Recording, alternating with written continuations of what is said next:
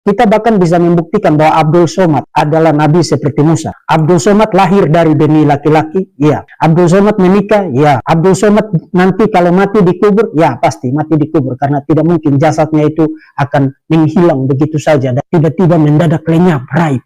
Tidak ada jejaknya sama sekali. Sangat mungkin akan dikubur. Kemudian Abdul Somad, Abdul Somad tidak pernah jadi raja, tapi kan kita bisa tarik dia duduk di situ. Duduk kau di situ Abdul Somad, jadilah kau raja di situ. Jadi kita bahkan kalau mau ikut kriteria suka-suka hati, kita bisa membuktikan bahwa Abdul Somad adalah nabi seperti Musa. Atau itu lucu-lucuan aja ya. Atau kalau kita mau mengetahui apakah itu dongeng atau kagak kan gitu, kita harus lihat dari sisi historis kan gitu. Semua itu nggak bisa dibohongi melalui sisi historikal. Kenapa? Karena sisi historikal itu sangat fundamental ya. Contoh misal ketika Abraham dibakar. Nah, sampai dengan detik ini tidak ada satupun argumen mereka yang benar-benar meyakinkan bahwa memang Muhammad dinubuatkan di dalam teks. Gue tanya, apakah kalian, bangsa kalian menyalibkan tokoh sentral yang bernama Yesu bar Yosef? Gak ada.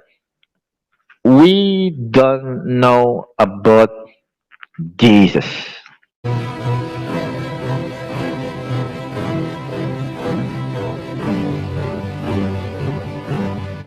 Assalamualaikum warahmatullahi wabarakatuh.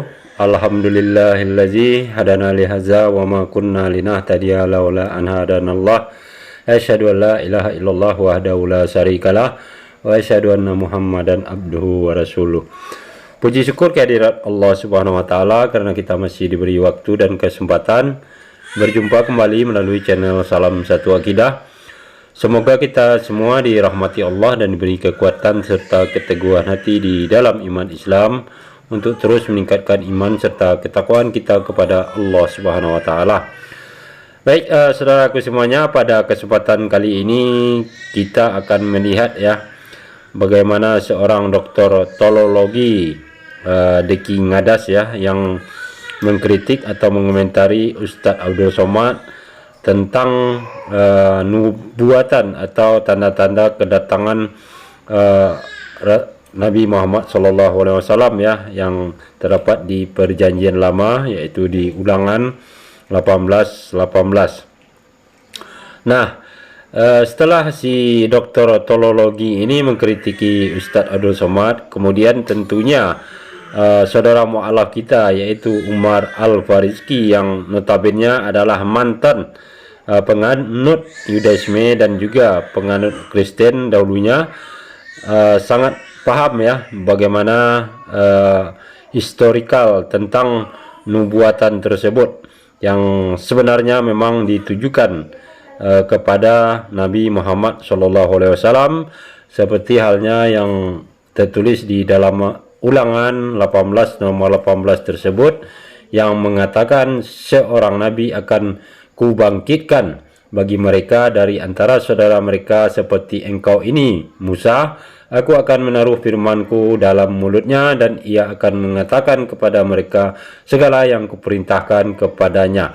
Nah, apabila si dokter teologi ini memaksakan itu adalah untuk Yesus, maka otomatis gagal Yesus itu sebagai Tuhan seperti yang mereka yakini ya, karena di situ disebutkan adalah seorang nabi, artinya seorang manusia ya.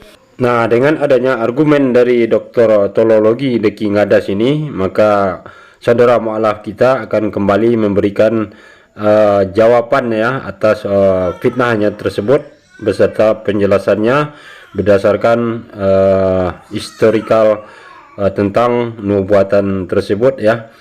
Oke, langsung saja kita simak videonya.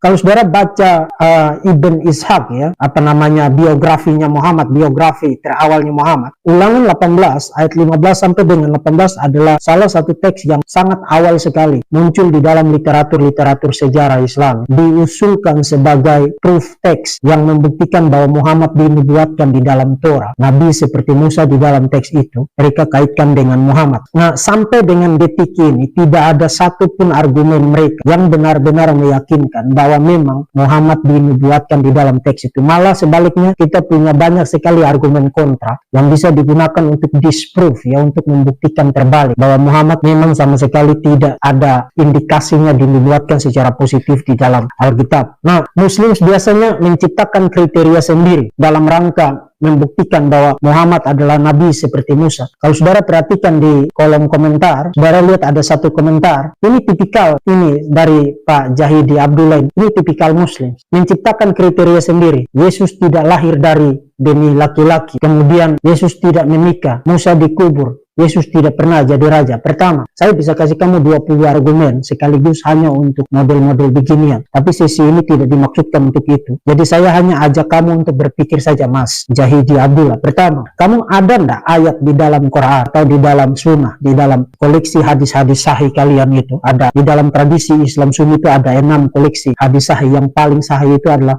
Al-Bukhari, kemudian Sahih Muslim, dan seterusnya. Kamu ada ndak dalil dari dalam Quran dan dari dalam sunnah mengatakan bahwa Muhammad adalah nabi seperti Musa? Kamu ada ndak yang mengatakan begitu? Kamu jangan kutip bagi saya surat Al-A'raf ayat 157, karena teks itu tidak mengatakan bahwa Muhammad adalah nabi seperti Musa. Juga jangan kutip bagi saya surat As-Saff ya, surat 61 ayat yang ke-6, karena ayat itu juga tidak mengatakan bahwa Muhammad adalah nabi seperti Musa. Quran dan sunnah sama sekali tidak mengatakan bahwa Muhammad adalah nabi seperti Musa. Itu yang pertama. Yang kedua, kriteria-kriteria semacam ini sangat umum digunakan oleh para polemikus muslim ya. Kriteria-kriteria semacam ini kamu dapat dari mana? Coba carikan bagi saya kriteria-kriteria semacam ini dari dalam Quran. Kasih tunjuk saya surat berapa, ayat berapa, atau hadis di koleksi hadis yang mana, hadis nomor berapa yang mengatakan bahwa kalau Muslim, kalau kamu mau membuktikan Muhammad adalah nabi seperti Musa, gunakan kriteria-kriteria ini. Itu kamu punya enggak ayat? Kamu tidak punya. Artinya kamu ngarang sendiri, ya kan, Mas Jahidi? Kamu ngarang sendiri kan? Nah, kalau kita mau ngarang sendiri untuk apa yang kita mau buktikan itu sangat gampang. Karena saya juga bisa ngarang sendiri sekarang bahwa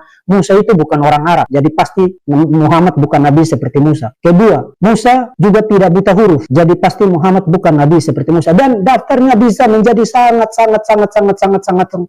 panjang. Lagi pula ya, kalau mau gunakan kriteria-kriteria yang kamu gunakan sekarang, kita bahkan bisa membuktikan bahwa Abdul Somad adalah nabi seperti Musa. Abdul Somad lahir dari benih laki-laki, ya. Abdul Somad menikah, ya. Abdul Somad nanti kalau mati dikubur, ya pasti mati dikubur, karena tidak mungkin jasadnya itu akan menghilang begitu saja dan tiba-tiba mendadak lenyap, raib.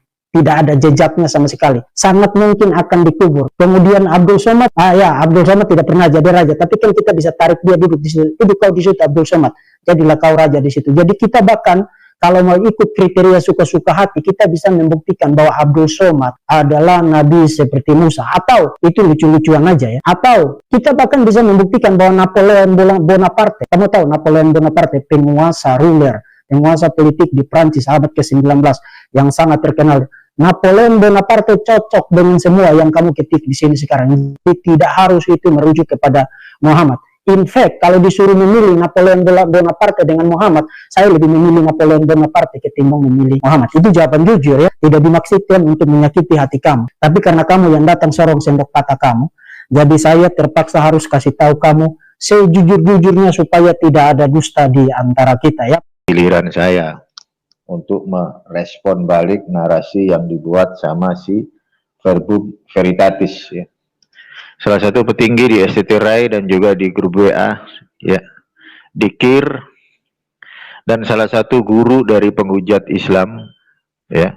Dia punya murid namanya Scott, orang Indonesia. Nah, itu murid dia ya, yang suka menghujat agama Islam ya.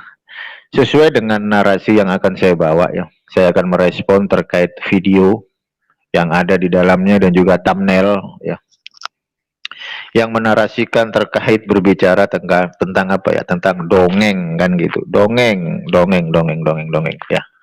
Jadi kalau kita mau ngomongin masalah dongeng kan gitu, pihak sebelah RT 16 yang memiliki mindset Islamophobia, mereka selalu mencoba untuk mencari pembenaran. Itu pertama ya. Berbeda dengan orang yang benar-benar dia berapologet ya, untuk mencari satu persamaan dan perbedaan, dan bisa dibedakan di situ ya, mana persamaan dan mana perbedaan. Banyak sekali dari narasi-narasi yang mereka sampaikan para apologet Oten RT 16 yang mindsetnya Islamophobia selalu menarasikan bahwa apa yang ada di dalam Quran, bahkan kisah-kisah yang ada di dalam Quran, ada sebagian dari mereka mengatakan bahwa itu adalah dongeng semata. Kalau kita mau mengetahui apakah itu dongeng atau kagak kan gitu, kita harus lihat dari sisi historis kan gitu. Semua itu nggak bisa dibohongi melalui sisi historikal. Kenapa? Karena sisi historikal itu sangat fundamental ya.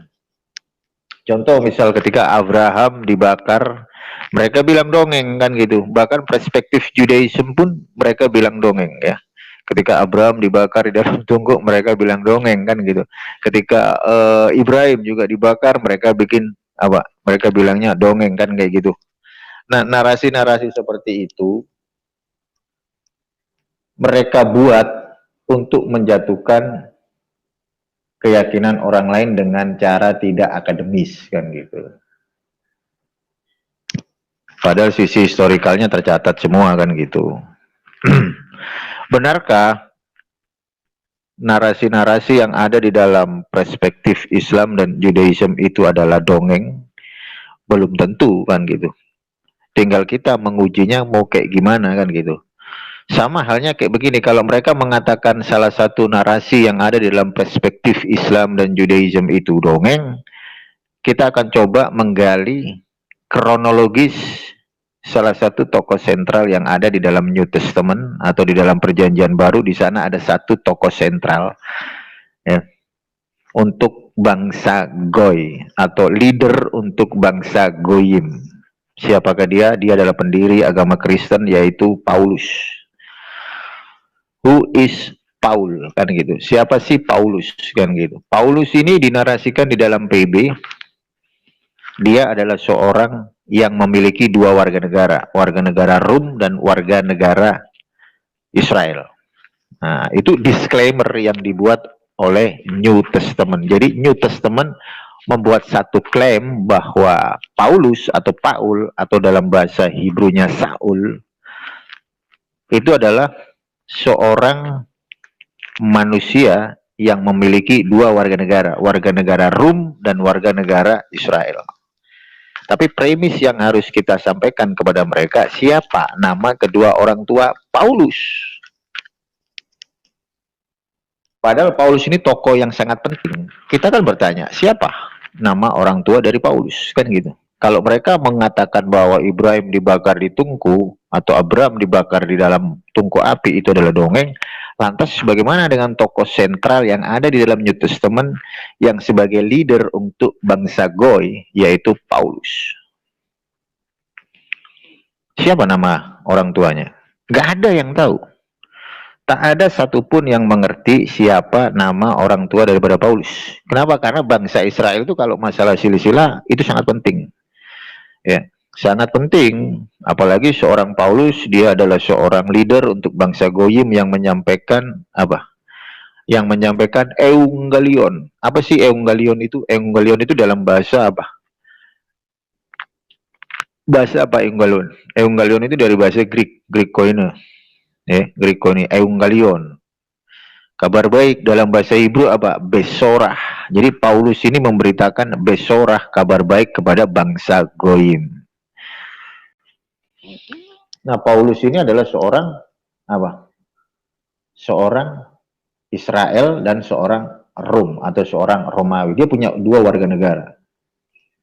Pertanyaannya siapa nama orang tua daripada Paulus? Silsilah daripada Paulus siapa? Boleh nggak kalau misal Paulus ini nama orang tuanya nggak diketahui, boleh nggak kita bilang ini dongeng gitu? Tentu saja kita nggak boleh ngomong kayak begitu kan gitu. Kalau kita ngomong dongeng itu aja sudah membuat hati mereka sakit kan gitu. Lantas bagaimana Bang Umar? Kalau tokoh sentral untuk bangsa Goyim tidak memiliki silsilah, ya kita tanya sama mereka. Nah, statement ini untuk menampar mereka gitu, untuk menampar para Oten RT 16 supaya mereka introspeksi diri gitu. Itu pertama. Nggak ada satupun yang mengetahui siapa nama orang tua dari Paulus, nggak ada. Mereka mencoba untuk mentafsir, dikait-kaitkan dengan ayat A, ayat B, ayat C, sampai Z. Itu nggak ada. Tidak ada satupun narasi baik di dalam New Testament, di luar New Testament, yang bisa menyebutkan nama kedua orang tua daripada Paulus. Nggak ada.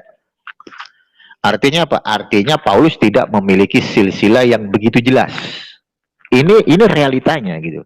Kalau memang Paulus itu memiliki silsilah yang jelas, yang perfect gitu loh. Kan mereka suka bilang, mereka-mereka yang memiliki mindset Islamophobia, mereka selalu mengkritisi baginda Rasulullah, yang dimana baginda Rasulullah itu memiliki nenek moyang yaitu Ismail.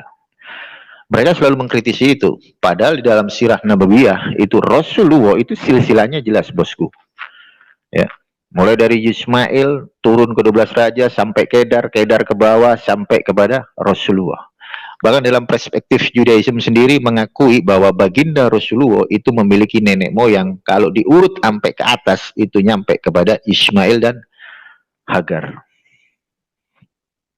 Ini realita yang mereka nggak mau terima gitu loh. Kalau kita apple to apple kan ya, baginda Rasulullah dengan Paulus jauh. Baginda Rasulullah memiliki silsilah yang begitu jelas. Dari era ke era, dari masa ke masa, dari abad ke abad, itu beliau, Rasulullah, jelas dibandingkan dengan Paulus. Itu kenyataan yang harus mereka terima, gitu loh ya. Itu yang pertama. Makanya saya mencoba untuk mengajak mereka berdialog ya. Udah, buang dulu mindset Islamophobia, narasi-narasi yang dibangun dengan narasi bocil, ya. Narasi bocil tuh kayak mereka gitu. Narasi-narasi bocil yang dikembangkan sama para apologet Kristen yang mindsetnya Islamophobia itu narasinya bocil gitu. Jadi nggak ada akademisnya. Mereka kan selalu mengkritisi baginda Rasulullah yang katanya dari gua lah, dari mana lah, dari itulah, dari inilah, kan kayak gitu. Tapi mereka nggak mau introspeksi diri, masalahnya di situ. Terus yang kedua, kalau kita ngomongin masalah kronologis bagaimana tokoh sentral mereka, yang paling sentral itu adalah Yesus. Siapa Yesus? Dia adalah Yesu, ya. Atau dalam bahasanya LAI dikenal sebagai Yesus Kristus. Siapa yang menyalibkan Yesus? Ayo, disclaimer ya. Bang Umar akan objektif. Quran mencatat Isa atau Yesus ini satu tokoh dengan versi yang berbeda. Tokohnya sama, satu. Tapi diceritakan dengan versi yang sangat berbeda di dalam fundamental. Tokohnya satu, tapi diceritakan dengan beberapa versi, kan gitu. Tokohnya tetap satu. Klaim PB menyatakan bahwa Yesus disalib. Klaim Quran, ya, Yesus atau Isa nggak disalib, bosku. Bahkan orang Yahudi sendiri berdebat. Siapa yang menyalibkan Isa? Nggak ada yang tahu. Tetapi narasi yang ada di dalam Quran, Isa Al-Masih diangkat. Ini itu. Sementara di PB, Isa Al-Masih atau Yesus disalib. Bang Umar, mereka selalu bilang Yesus bukan Isa. Nah, kalau Yesus bukan Isa, kenapa ada gereja yang namanya gereja Isa Al-Masih, kan gitu? Kenapa kalau Yesus bukan Isa, kenapa para murtadin selalu mengkaitkan Isa Al-Masih sebagai Yesus? Mereka ambil semua dari surah Al-Zukhruf. Diambil semua, kan gitu. Bahwa Isa Al-Masih ini adalah orang yang terkemuka di dunia dan di akhirat. Isa Al-Masih adalah apa? Kalimatullah segala macam. Nah, kalau emang beda, ngapain mengkais-kais narasi yang ada di dalam literatur Islam, kan gitu. Tetapi ada realitanya, banyak gereja Isa Al-Masih ada, kan gitu. Nah, kalau Yesus bukan Isa, ya kau introspeksi diri gitu loh. Maksud saya introspeksi dulu, hilangkan gereja yang namanya Isa Al-Masih, kan gitu. Itu kedua, bosku. Apakah bangsa Israel, kalau saya nanya kepada para rabi ini, kalau Judaism, saya tanya nih. Contoh, saya mau tanya kepada Billy, ya kan, yang praktisi Judaism, Rabi Tovia Singer, Rabi Moshe Peret, Rabi Simon Cohen, ya. Kalau gue tanya, apakah kalian bangsa kalian menyalibkan tokoh sentral yang bernama Yesus bar Yosef. Nggak ada. We don't know about Jesus. Itu Judaism, ngomongnya seperti itu. Terkait masalah penyaliban, semua ortodok Judaism, Jewish perspektif, we don't know about Jesus. They don't know. Tetapi ketika mereka ditanya, who is Jesus? Di dalam perspektif Jewish. Nanti akan saya ceritakan. Karena saya nggak suka mengambil satu narasi yang cocokmologi, ngambil dari Torah, Nevi'im, Ketuvim, ditafsir cocokmologi, saya nggak mau. Karena Judaism punya kitab sendiri, Kristen punya kitab sendiri, Islam punya kitab sendiri.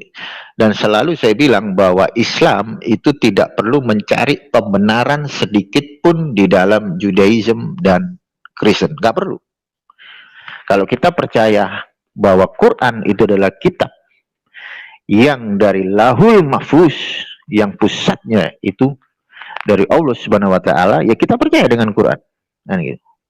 Itu ranah iman kita, tapi itu bisa diperdialogkan kan gitu, bisa diperbincangkan. Makanya saya nggak suka. Saya nggak suka kalau saya mengambil satu referensi yang selalu digembar-gemborkan di luaran sana, mereka berapologet, mengkutip-kutip kitabnya orang, mentafsirkan kitabnya orang dengan seenak apa? Dengan seenak mindset mereka. Itu pertama. Apakah perspektif Judaism mengimani Yesus disalib? Enggak. Judaism, semua Judaism tidak pernah mengimani Yesus, tokoh sentral yang di PB. Mereka tidak mengimani bahwa tokoh itu pernah disalib. Enggak. Mereka, I don't know, we don't know. Majority daripada Judaism tidak pernah mengatakan bahwa mereka menyalibkan Yesus yang di PB. Enggak pernah. Tapi ada dua tokoh di dalam Torah Shebal Peh yang dikenal sebagai Talmud, ya, ada Bavli dan Yerusalem. Di dalam Torah Shebal Peh ada dua tokoh, ada Yesu ben Parachia dan ada Yesu Hanotsri. Dan kedua Yesu yang ada di Talmud itu bukan Yesu yang di PB. Perhatikan ya, Yesu yang di Talmud itu bukan Yesu yang di PB. Jadi beda bosku. Kalau mau Yesu yang di PB, Anda bisa baca di dalam apa? Toledot Yesu. Nah, Toledot Yesu itu bukan literatur Jewish. Saya kasih tahu itu. Makanya jangan suka ngarang bebas, jangan suka cocokmologi. Saya nggak suka. Kenapa? Karena pasti mereka akan membantah, Judaism akan membantah. Terkait di dalam Ulangan 18 ayat 15 sampai 18, saya nggak pernah pakai ayat itu untuk membenarkan baginda Rasulullah di situ. Saya nggak mau. Kenapa? Karena Judaism memiliki satu tafsir yang menarasikan ayat itu bukan untuk baginda Rasulullah, bukan untuk Yesus.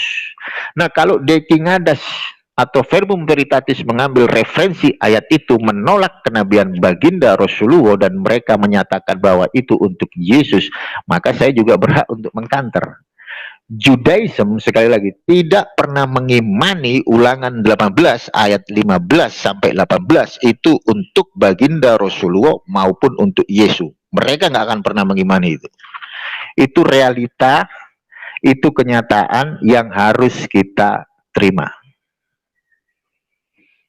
Apakah kita harus mencari pembenaran kepada Judaism dan Kristen? Oh enggak. Apa yang Allah Subhanahu wa taala firmankan itu hak. Dan kita harus mengimani kan gitu.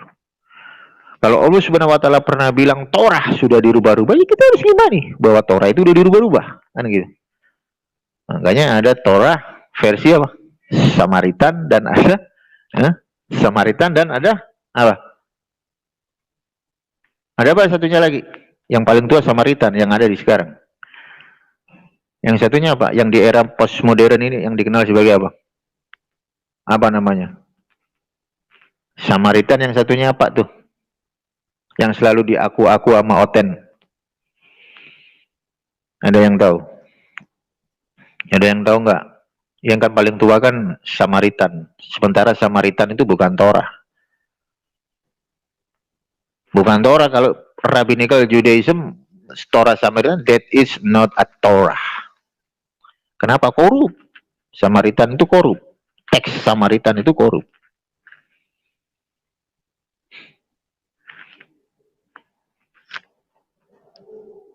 Lantas bagaimana Bang Umar? Ketika para apologet Kristen menentang kenabian baginda Rasulullah di dalam satu narasi Ulangan 18 ayat 15 sampai 18, ya kita terima aja ya. Weh, itu kitab lu. Silakan lu dengan kitab lu, kan gitu. Gue punya Quran yang gue percayai. Bahwa kenabian baginda Rasulullah memang dijelaskan di dalam Torah, tapi masalahnya Torah ini kan udah diganti-ganti.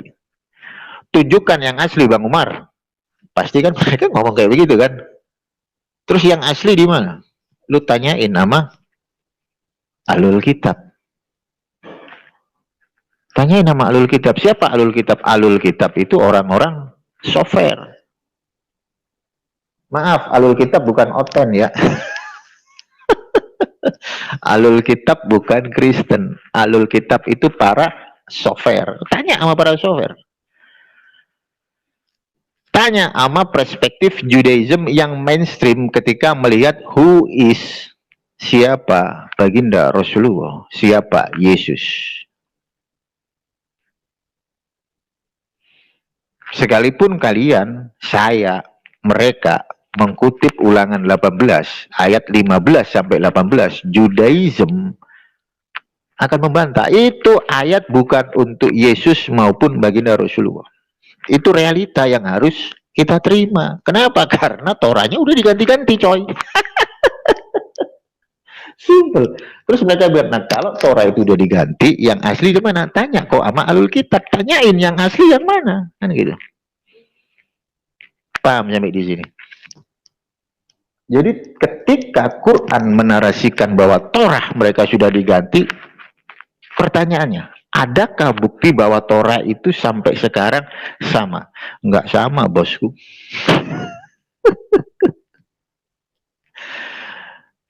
Ada kitab Ifri, ada kitab Asyurit. Ini nggak pernah diajarin. Ini mahal, bosku. Jadi ketika ada something, ada sesuatu di dalam Quran, dan Quran menyatakan bahwa Torah udah diganti, mereka memberikan satu perspektif. Jika Torah sudah diganti, Torah udah dirubah-rubah, tunjukkan yang asli yang mana. Tanya kok sama Ahlul Kitab. Ahlul Kitab tahu. Ingat, Ahlul Kitab itu bukan orang Kristen. Nggak ada Ahlul Kitab orang Kristen, nggak ada. Ahlul Kitab itu para software. Di era masa lampau yang bikin Torah itu software. Tahu nggak siapa software? Siapa software? Mau tanya sama Deki Ngadas nggak ngerti. Software itu dia itu yang menghafal Torah, tata letak hurufnya mereka tahu.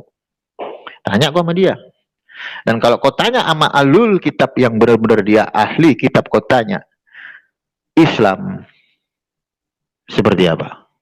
What do you think about Muslim? Mereka akan menjawab, nur cahaya Islam sudah ada di zaman Adam. Ayatnya mana? Lu tanya kok sama orang rabi-rabi Yahudi. Saya pernah berdialog dengan salah satu rabi yang berkolaborasi saya di channel saya yang ini. Beliau adalah Rabi Benjamin Meiser. Saya berdialog kecil terkait nur cahaya Islam sudah ada di era Adam. Mereka yang ngomong, bahkan Rabi Ben Amoshek, terus habis itu Rabi Ben Avramson mengatakan demikian, bukan saya.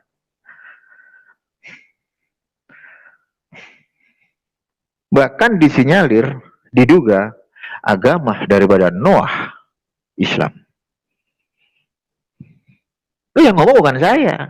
Islam itu berserah diri. Kalau saya bohong, Anda bisa panggil. Anda bisa panggil Rabi Benjamin Meiser, Anda bisa panggil Rabi Tovia Singer, Anda bisa panggil Rabi Yaakov Baruk. Kita dialog terbuka, formal. Apakah nur cahaya Islam sudah ada di zaman Adam? Nggak perlu, bosku. Islam itu nggak perlu kita ngemis-ngemis di dalam Ulangan 18 ayat 15. Nggak perlu. Serius, nggak perlu. Tanyain aja sama para rabi. Haraf, ya kan? Kalau ketemu rabi kan, Shalom Aleichem Haraf. What are you think? Ya kan? Tanya aja, what do you think about Rasulullah? Mereka nggak akan menceritakan Rasulullah dengan narasi negatif. Pasti positif. Kenapa? Karena baginda Rasulullah secara nggak langsung itu sudah melakukan sefa miswat beni Noah. Yang beginian oten mana ngerti. Mahal. Pelajaran ini mahal. Nah, kalau Bang Umar ditanya, Bang Umar, kenapa Anda memilih Islam? Ya karena Islam salah satu religion yang begitu sempurna untuk kalangan umat, kan gitu. Sementara Bani Israel ini khusus untuk kalangan Bani Israel. Orang Goyim kalau mau menjadi Judaism harus masuk ke dalam kalangan Bani Israel. Beda dengan umat daripada baginda Rasulullah yang menyeluruh, universal. Makanya para rabi ketika ditanya, what do you think about Muslim? Muslim, that is religion yang begitu indah, mengajarkan salah satu konsep monoteistik yang begitu sempurna. Ada satu kisah di dalam Knesset Yerusalem, di mana di sana ada Rabi Meir, ada Rabi Ben Abramson, dan ada petinggi Islam dari Hebron. Mereka terlibat dialog kecil. Rabi Meir berkata, seharusnya Islam dengan Judaism berdiri berdasarkan halakha dan syariatnya masing-masing. Rabi Meir membuka satu narasi. Petinggi dari Hebron berkata, bagaimana pendapatmu jika nanti bapak kita tahu bapak kita siapa? Bapak para nabi siapa? Abraham. Abraham kan punya anak, Yiskak dan Ismail. Petinggi dari Islam, Syekh siapa? Bang Umar agak lupa, dari Hebron. Dia berkata kepada Rabi Meir, bagaimana pendapatmu jika nanti bapak kita Abraham itu datang? Dan Bapak Abraham berkata, kurang luas bagaimana? Kurang berkat yang seperti apa? Tuhanmu memberkati kalian berdua, baik Ishak maupun Ismail. Rabi Meir menanggapi, sesungguhnya Judaism dan Islam ada di dalam satu bahtera. Kalau kita ngomongin bahtera, kita teringat sama kapalnya siapa? Kapalnya Nuh. Nuh itu orang Muslim atau enggak? Muslim itu kan berserah diri. Nuh itu orang yang berserah diri enggak? Nuh adalah orang yang berserah diri. Artinya apa? Judaism dan Islam itu sebenarnya ada di dalam satu rumah, ada di dalam satu bahtera. Kenapa? Karena menyembah satu Tuhan yang sama. Tuhan yang disembah oleh para nabi Bani Israel, Tuhan yang disembah oleh nenek moyang Bani Israel, termasuk Tuhan yang disembah oleh Ibrahim dan Nuh. Sesungguhnya Judaism dan Islam itu adalah saudara dari satu bapak, yaitu Ibrahim. Satu Tuhan, Tuhan yang disembah oleh Ibrahim dan nenek moyang Ibrahim, yaitu Nuh, sampai kepada Adam. Ini gue gak ngarang loh ini.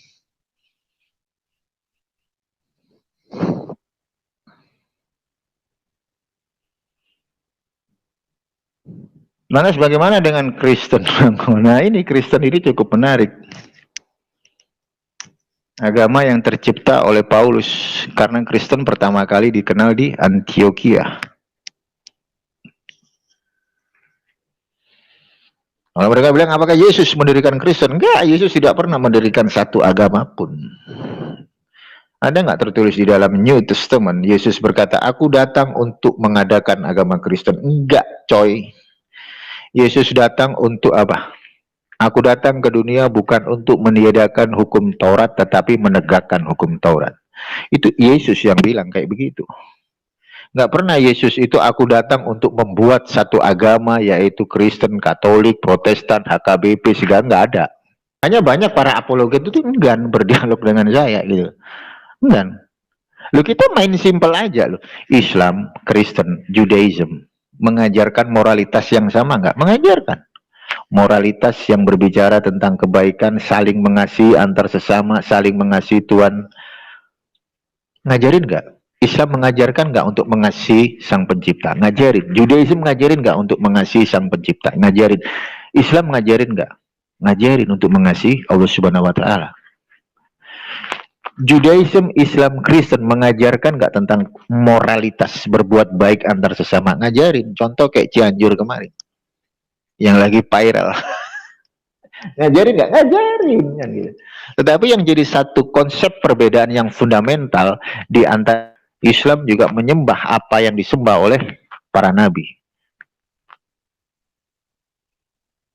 Kau tanya sama orang Kristen, siapa yang kau sembah? Jesus Christ. Ini realita yang harus mereka terima, dan ini bukan penistaan. Ini realita.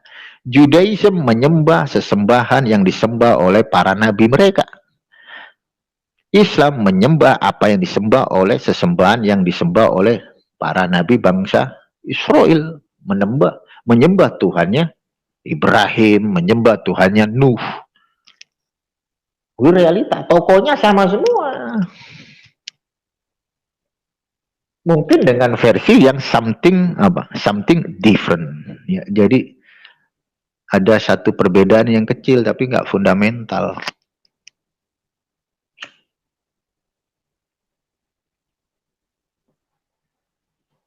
Kalau Judaism diperbolehkan memiliki halaka, melakukan tefila di masjid dengan satu perspektif, oh ya, di masjid nggak ada yang namanya avodah zarah, nggak ada yang namanya idolatry. Apa yang ada di masjid itu koser. Dan Tuhan yang benar ada di dalam hadiratnya. Hadirat Tuhan ada di masjid. Hadirat Tuhan yang benar loh. Nah kalau bilang hadirat Tuhan itu ada di dalam masjid, why kita nggak masuk Islam? Simple. Nggak perlu kau mempelajari sampai skema teologi Trinitas, ya kan? Ada satu masa di mana anak Allah pernah nggak usah ke situ-situ dulu. Bisa murtad kau. Kalau mau tahu tentang itu, kau belajar sama Bang Umar. Ya. Yang basic dulu. Kalau basic kita kuat, itu pasti logika. Lu mau bangun rumah, yang dihajar duluan apa? Pondasi. Itu cakar ayamnya kuat nggak? Nah kalau cakar ayamnya nggak kuat, disentil dikit ambiar kan gitu. Mau nanya sama orang Judaism, Tuhan lu berapa? Nanya sama Rabbi, Raf, Tuhan lu berapa? 1. Di mana ayatnya? Devarim 6 ayat 4. Shema Yisrael Hashem Elokeinu Hashem Echad. Kau nanya sama orang Islam, Tuhan lu ada berapa? 1. Kul huwallahu ahad, Allahu samad, lam yalid walam yulad walam yakul lahu kufuwan ahad. Kau nanya sama Yesus, dijawab dengan bahasa Ibrani yang tertulis di dalam Markus 12 ayat 29. Fayaan oto Yesua Arizona lechol hamitzvot Shema Yisrael Hashem Elokeinu Hashem Echad. Kau nanya sama orang Kristen, Tuhan lu berapa? Tres personae una substantia discreti non separati. Beda nggak coy? Beda. Udahlah, jangan kau ke channelnya si Umar. Si Umar itu penghuni neraka. Nggak ada masalah kalau gue dibilang mereka, gue penghuni neraka. Baginda Rasulullah itu akan datang ke neraka nyariin saya. Pasti nanya, hai malaikat, di mana umatku yang bernama Umar Al-Fariski? Kenapa kau tempatkan dia di neraka? Gue sampai merinding loh. Karena ada satu kisah di mana baginda Rasulullah, beliau yang adalah Ustun Hasanah, itu datang dia ke neraka nyariin umatnya. Bayangin, jangan kau pikir Nabi Luga aja yang pernah ke neraka. Baginda Rasulullah pernah coy. Jangankan Yesus, baginda Rasulullah pernah coy. Dia nyamperin tuh neraka nyariin umatnya. Jangan sampai di neraka ini ada umatku. Makanya kalau Bang Umar mempelajari dari sudut pandang kekristenan, mempelajari dari sudut pandang Judaism, dan Bang Umar mempelajari dari konsep pola pikir, kultur, budaya Arab, yang bagaimana Allah Subhanahu wa Ta'ala mengajarkan semuanya kepada baginda Rasulullah melalui malaikat Jibril. Akhirnya gua bisa menemukan satu kesimpulan, ternyata Nabi yang paling mulia itu cuma baginda Rasulullah. Moshe Rabbeinu, dia bisa mengubah tongkat menjadi ular, bisa membelah lautan. Yesus bisa membangkitkan orang mati, menyembuhkan orang buta, tuli, dan lumpuh. Baginda Rasulullah, kecilnya aja itu bulan udah dimainin coy. Ngeri nggak? Ngeri coy. Bulan dimainin, kalau telunjuknya ke kanan itu bulannya ikut kanan coy. Kalau bulannya ke kiri itu telunjuknya baginda Rasulullah ke kiri, itu bulan ikut ke kiri. Bayangin, pernah suatu kali baginda Rasulullah itu sholat, ada jin ifrit di situ. Tahu nggak jin ifrit? Di zamannya siapa? Nabi siapa? Sulaiman. Tahu kan jin ifrit paling gede no di zamannya Nabi Sulaiman. Baginda Rasulullah sholat, ada jin ifrit diikat sama baginda Rasulullah di situ. Mau hendak dibuat mainan sama anak-anak kecil. Tapi akhlak daripada Rasulullah nggak mau. Kenapa kau biarkan dia pergi? Baginda Rasulullah tidak mau menyakiti hati dari sahabatnya, yaitu Nabi Sulaiman. Bayangin, jin iblis diikat sama baginda Rasulullah mau dibuat mainan sama anak kecil.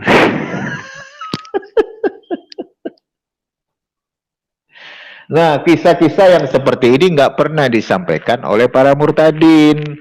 Kenapa Bang Umar? Karena murtadinnya geblek.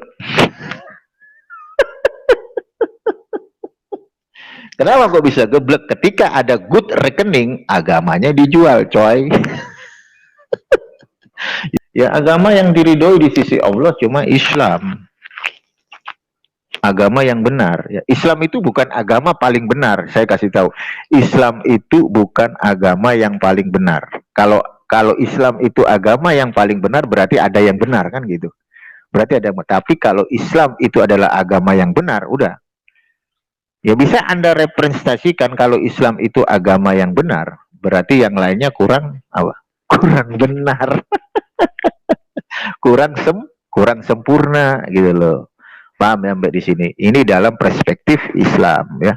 Karena di Indonesia ini kita diajarkan untuk saling toleransi, tapi gara-gara mereka menyenggol iman saya berhak untuk menyenggol iman mereka gitu. Saya luruskan narasi mereka karena mereka mengambil perspektif ajaran saya dan diceritakan yang nggak sesuai. Kenapa kok nggak sesuai Bang Umar?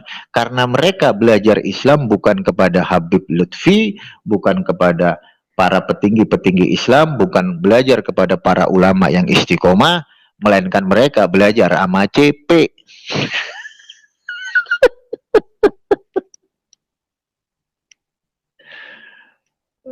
Ada yang bilang, Bang Umar itu bukan Kristen, dulunya itu Islam sejak lahir. Dari mana orang gua syahadat di Masjid Al-Akbar itu, KTP gua masih Kristen kok. Bagaimana Bang Umar? Di mana nama baginda Rasulullah? Dan di mana nama Isa Al-Masih?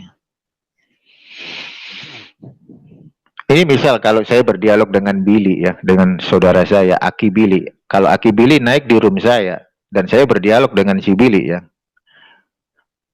Gua ngomong, "Bil, Nabi gua ada dalam literatur kamu." Di mana? Gua langsung ngomong, "Di dalam Melahim Ulmi Hamad Bil." Billy tersenyum. Nggak bantah dia. Kenapa? Karena emang tertulisnya di situ. Tapi kalau kau bilang sama si Billy, Bil, Nabi gua ada di dalam Dhafarim. Dibantah kau bisa-bisa sama si Billy kau. Dibantah kau bisa-bisa sama si Billy. Tapi ketika kau ngomong sama si Billy, Bil, Nabi gua ada di dalam Melahim Ulmi Hamad yang udah dikodifikasi sama Rambam. B.S. Hasyim. Enggak debat dia. B.S. Hasyim kan gitu. Pasti dia nanya, "Masjid lu di mana?" Gua mau tefila gitu.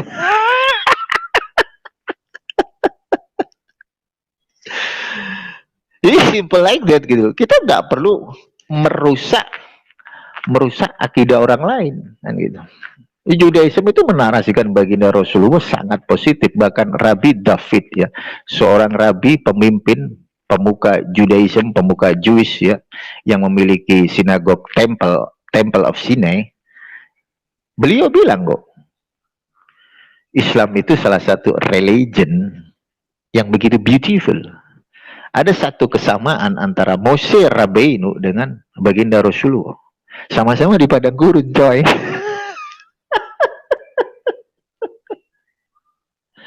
Moshe Rabbeinu itu orang yang gagap dalam berbicara, kan gitu. Baginda Rasulullah nggak bisa baca, kan gitu. Tapi Allah Subhanahu Wa Taala memilih mereka, kan gitu. Sama-sama di padang gurun, ya kan. Moshe Rabbeinu membelah lautan, baginda Rasulullah membelah bulan. Sama-sama punya mujizat loh. Serius.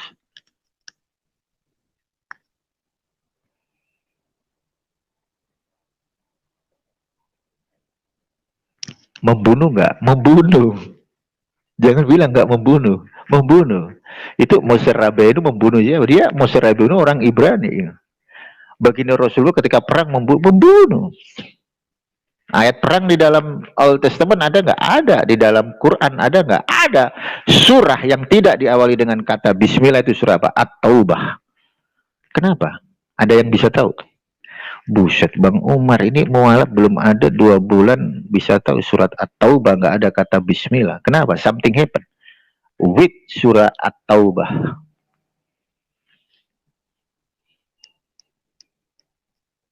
Ini kalau mualaf cerdas mah kayak begini, belajar coy. Makanya ya Bang Umar selalu kasih kata-kata, bangun coy, udah siang, jangan mimpi mulu.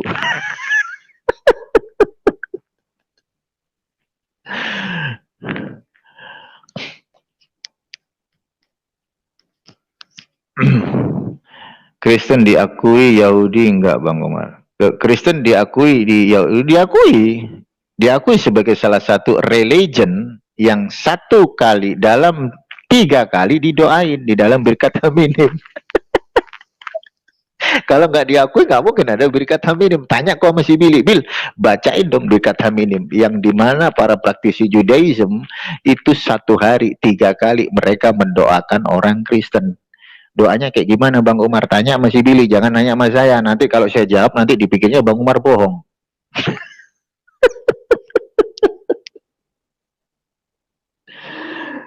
Astagfirullahaladzim.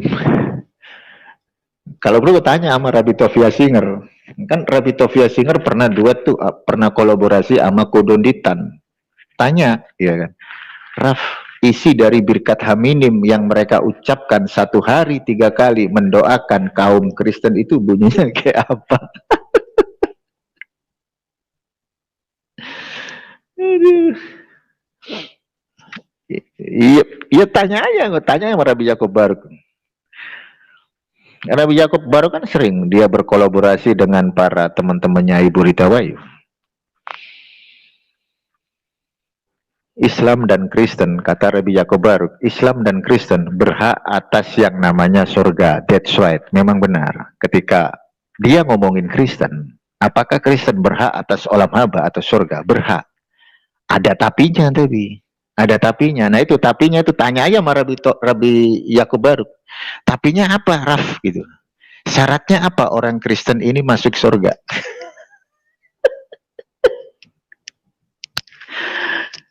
Dan kau tanya sama Rabbi Yakob Baruk, tanyanya begini, Raf, apakah Islam berhak atas olam haba? Berhak. Nggak ada tapinya. Tapi kau tanya sama Rabbi Yakob Baruk, apakah Kristen masuk surga? Masuk surga. Ada tapinya. Nah itu tapinya yang bikin panas itu. Serius. Apa dibilang? Lu leka Elohim akhrim al panai. Jika Kristen melakukan konteks tersebut, mereka berhak atas olam haba. Lu leka Elohim akhrim al panai. Lu is'el. Jangan ada padamu ilah lain di hadapanku, dan Allah itu bukan manusia, apalagi putra manusia. Lakot de kafaru apa? Al-Maidah 73 apa? Lakot de kafaru titik kolu innallah apa? Salisu salasa. Maaf ya untuk umat Kristen, saya ngomong begini karena ini iman saya gitu. Telah kafirlah kalian ya yang mengatakan yang salah satu dari apa itu? Kalau Allah itu salah satu dari yang 3 itu. Kau tanya sama Rabbi Yakob Baruk, dia akan jawab, iman fundamental Judaism ada di mana? Di dalam Tafarim 6 ayat 4, dan itu termaktub di dalam Shlosa Asar Ikarim sebagai 13 prinsip iman Judaism. Tuhan itu tidak beranak dan tidak diperanakan. Ini saya nggak bohong, serius. Kau tanya sama Rabbi Yakob itu. Rabbi Yakob itu sering kolaborasi dengan umat Kristen. Dalam konsep moralitas, mereka sering berdialog terkait masalah Hamasyah, Raja Mesias. Berdialog. Kalau kau tanya sama saya, Bang Umar, ketika Kristen dengan Judaism berdebat dengan Raja Mesias, solusinya apa? Solusinya satu. kalian berdua, Kristen dengan Islam, Kristen dengan Judaism berdebat tentang Raja Mesias. Realitanya apa?